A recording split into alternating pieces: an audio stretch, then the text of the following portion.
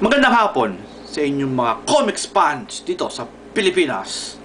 Meron akong magandang balita sa inyo. Ako'y merong na-interview na isang sikat na komikero dito sa bansa.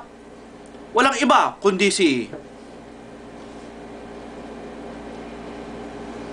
Magsabi naman kayo ng inyong kumusta sa mga inyong mga fans dito sa Pilipinas.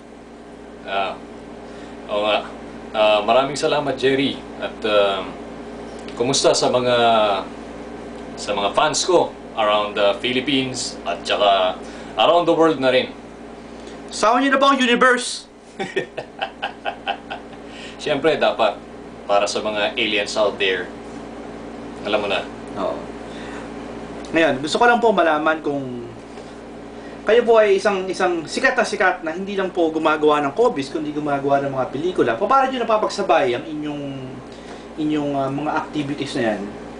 Actually, para lang mapagsabay-sabayan, kahit medyo hectic talaga ang punong-puno ang schedule natin, parehong sa pelikula at sa comics, tamang lang yan, time management lang. Ang isa ko pong paborito sa inyong mga ginawa, yung bang magpunta tayo sa Dagupan, Day. Ganda-ganda nung pelikula na yon. Dating comics nyo rin. Anong masasabi nyo sa inyong likha na tara na sa Dagupan, Day? Ayos yan, ayos yan. Bakit? Ano ba sa palagay mo? Ano sa tingin mo? Ha? Ano ba yan? Ano sa tingin mo? Anong palagay mo? Anong masasabi mo doon sa pelikulang yon? Doon sa tara na sa Dagupan, Day? Okay lang.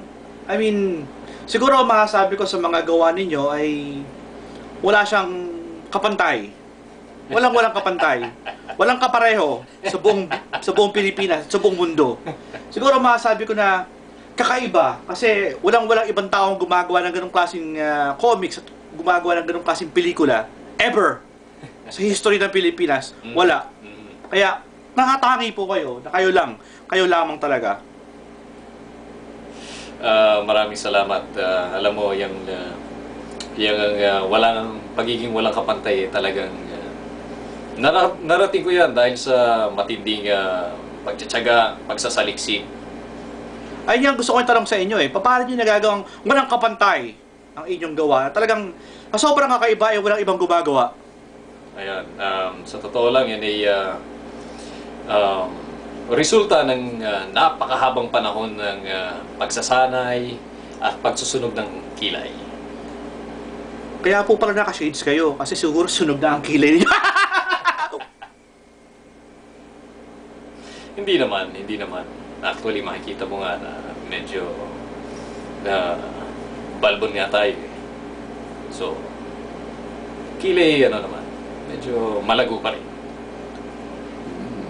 Ayun po, ang ating sikat na sikat, si Mr. Rico J. Langit.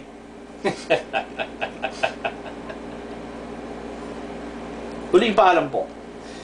Ayan, magandang hapon po at maraming salamat at sana po ay patuloy niyong subaybayan at tangkilikin ang mga produktong atin, ganun sa comics at sa pelikula.